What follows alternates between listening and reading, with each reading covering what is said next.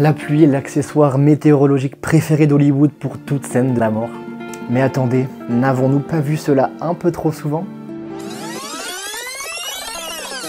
Salut à tous, bienvenue au nouveau. Aujourd'hui, je vous invite dans le monde fascinant et parfois hilarant des pires clichés du cinéma. Ce sont ces moments que vous avez vus un millier de fois dans un millier de films différents. Vous savez, ces scènes où vous pouvez prédire pratiquement chaque mot, chaque action, chaque mouvement. Putain, je le savais. Avant que ça se produise. Par exemple, si je vous mets cette scène, il va se passer quoi? Un service que je lui ai rendu. Ma sœur manifeste autant de réserve avec moi. Et ouais, un bisou Jack, un bisou, tu le savais? Tu le savais, je sais que tu le savais. Mais pourquoi ces clichés sont-ils si répandus? Est-ce que c'est juste un manque d'originalité ou est-ce qu'il y a quelque chose de plus profond? C'est profond, non? Eh bien aujourd'hui, je vous propose d'aller explorer les pires clichés du cinéma, ça veut dire les plus célèbres, ceux qu'on aime tous. Et pourquoi, même si on se dit dans notre tête, oh le cliché, pourquoi on ne peut pas s'empêcher de les aimer un peu, passionnément, à la folie.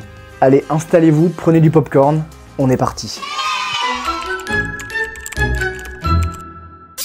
J'aimerais qu'on commence par le genre qui a pratiquement écrit le livre des clichés, les films romantiques.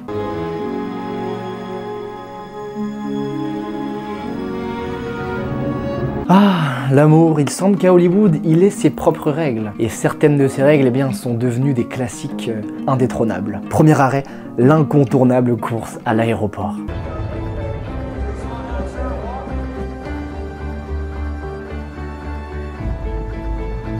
Qui n'a pas vu ce moment où, dans un élan de passion, notre héros, ou héroïne d'ailleurs, se précipite à l'aéroport pour arrêter l'amour de sa vie avant un vol fatidique? Un exemple parfait, Love Actually. Bon les filles, je sais que vous connaissez, les mecs vous l'avez sûrement vu grâce à votre copine, mais avec ce film c'est devenu tellement emblématique que à chaque fois qu'on va à l'aéroport, ne mentez pas, on y pense tous. On peut pas s'empêcher de regarder autour de nous, juste au cas où, on sait jamais, sur un malentendu, ça peut passer.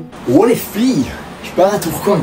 Quelqu'un veut m'accompagner ou c'est maintenant ou jamais, non? N'hésitez pas.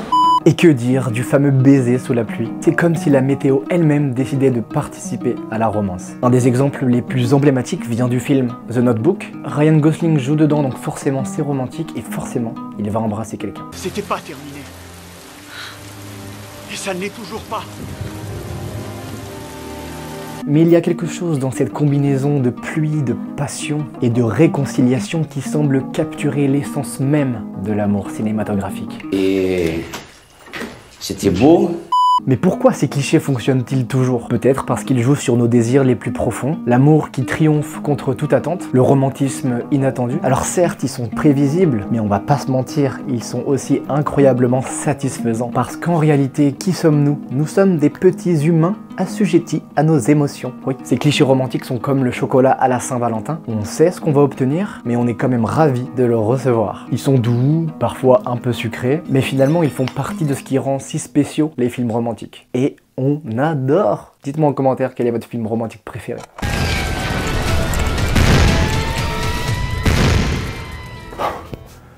Excusez-moi, je sors d'une course-poursuite. Donc maintenant, j'aimerais qu'on passe à un nouveau genre où l'adrénaline est reine, les films d'action. Yippee-ki-yay, motherfucker.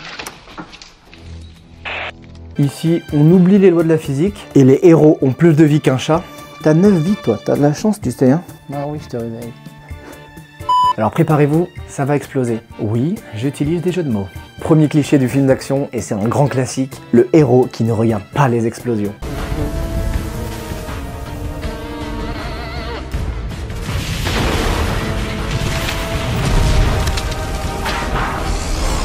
Vous le connaissez parfaitement, c'est l'explosion en arrière-plan et notre héros qui s'éloigne, beaucoup trop cool pour se retourner, et marche vers la caméra avec l'explosion derrière lui. Die Hard, The Expendables, Mission Impossible, Wolverine, la liste est très longue, mais on va pas se mentir, c'est le summum de la coolitude, non?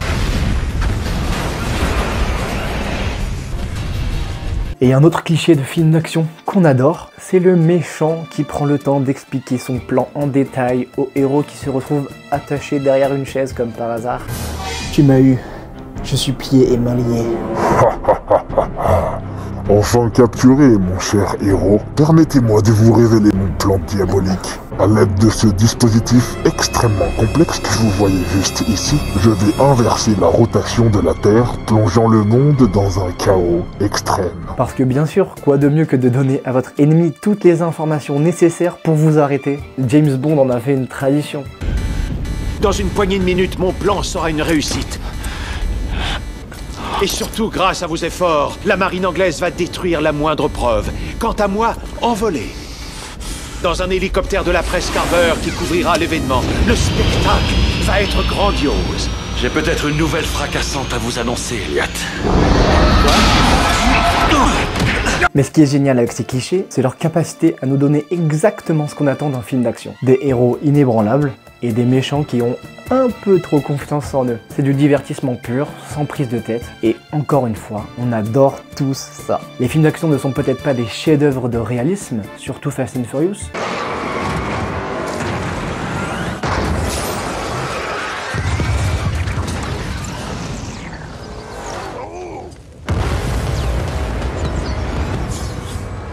Mais ils savent comment nous tenir en haleine. Il faut avouer qu'on ne s'en lasse pas, en tout cas moi, je ne m'en lasse pas du tout. Explosion, action, héros, stoïque, la recette parfaite pour passer un bon moment. Allez, on passe à la suite.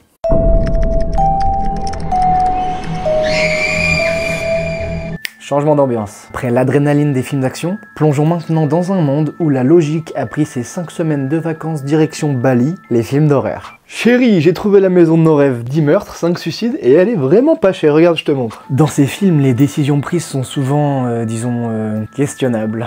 On s'est tous dit à un moment, face à un personnage dans le film d'horreur, qu'il était con. Prends-le. Allez, Georgie.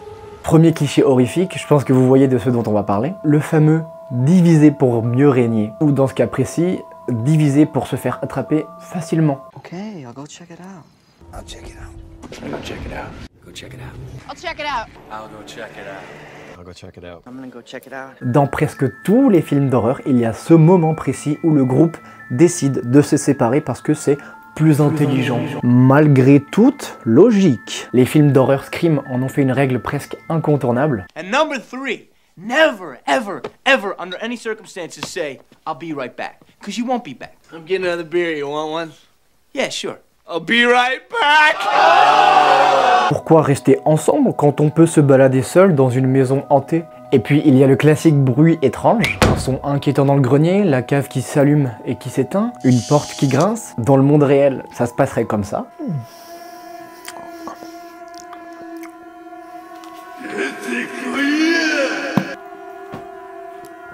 Allez, je me barre. Mais dans les films d'horreur, c'est l'invitation parfaite pour aller vers ce bruit. Bah oui.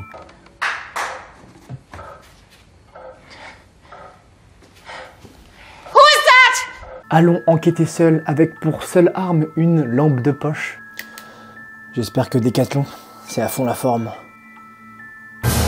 Les films d'horreur The Conjuring nous montrent très bien comment ça se passe à chaque fois. Et spoiler, bah ça se termine jamais bien quoi.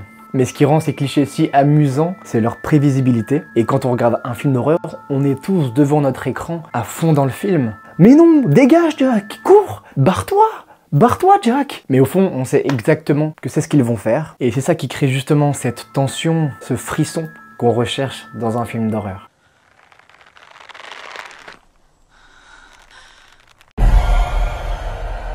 Petite dédicace à Vermine d'ailleurs, qui était un très bon film d'horreur français. Je vous le conseille.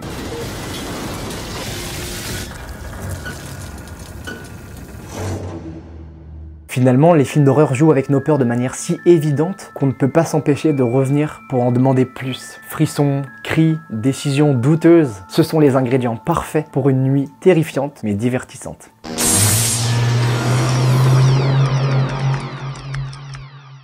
De l'obscurité des films d'horreur, on saute maintenant dans le vaste univers de la science-fiction, un genre que j'adore.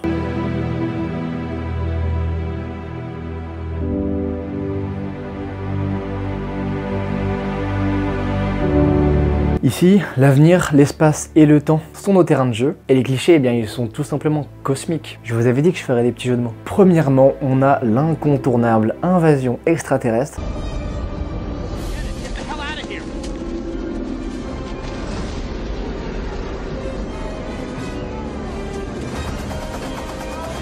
Et curieusement, les aliens semblent faire une fixation sur les États-Unis.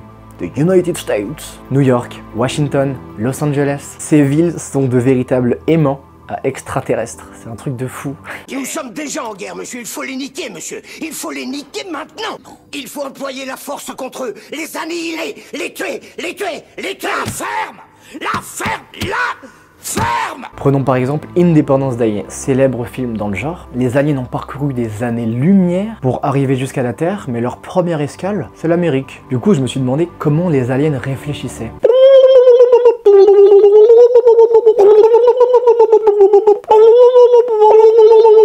Et puis dans les clichés, il y a aussi le voyage dans le temps, un concept tellement fascinant, et pourtant c'est toujours aussi compliqué. La règle semble être la suivante: si vous êtes coincé dans un scénario compliqué, ajoutez un voyage dans le temps. Retour vers le futur l'a fait avec style.